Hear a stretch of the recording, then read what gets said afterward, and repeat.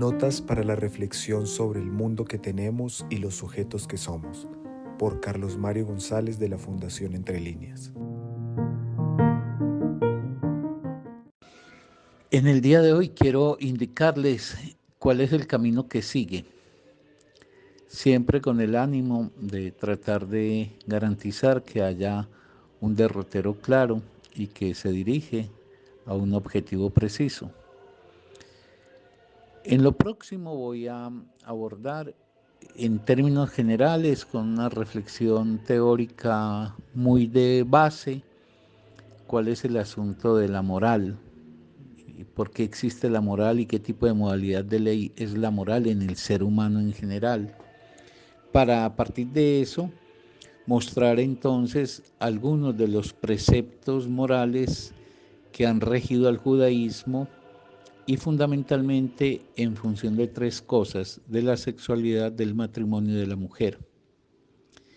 Agotado esto, entonces avanzaré hacia el cristianismo, tratar de indagar cuál es el nexo que articuló al cristianismo con el judaísmo, cuáles son sus afinidades y cuáles son sus diferencias, cuáles son las características que marcarán entonces la concepción cristiana de la vida y dentro de esta la concepción cristiana también de la moral.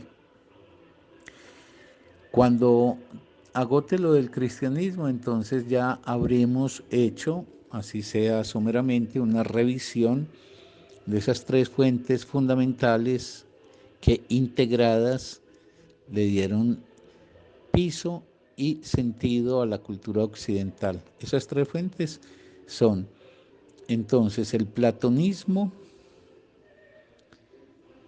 el judaísmo y el cristianismo. A esa altura podremos precisar cuáles son las características entonces que configuraron para Occidente estas tres fuentes en su integración. ¿Cuáles son las características que definieron para asumir la relación con la vida? Y para darle entonces una razón de ser a esta.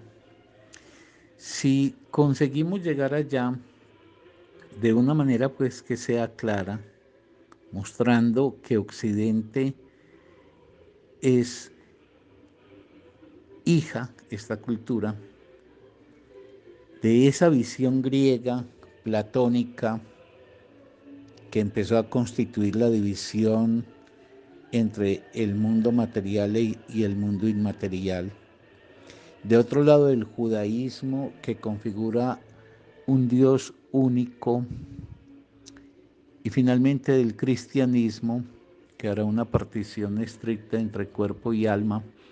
Y todo ello se articulará en función de definir unos términos muy precisos para la vida concreta y efectiva de la gente. Y que esa tríada, Platón, judaísmo, cristianismo, entonces señalará cuál es la senda que habrá de seguir la cultura occidental y que efectivamente ha seguido durante estos 2000 años. Entonces estaremos ahí en condiciones ya de analizar con más elementos de juicio y con mejor fundamentación la crítica de Nietzsche.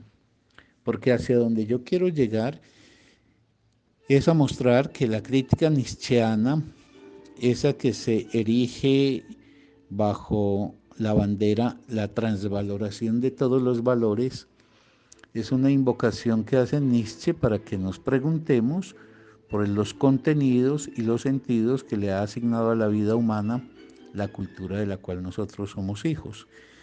Y para poder llegar entonces a ese planteamiento de Nietzsche, ya detenernos largo en el examen que Nietzsche hace de esta cultura, pues sabremos también demostrar cuáles son los elementos que contribuyeron a esa maduración que representa el pensamiento de Nietzsche.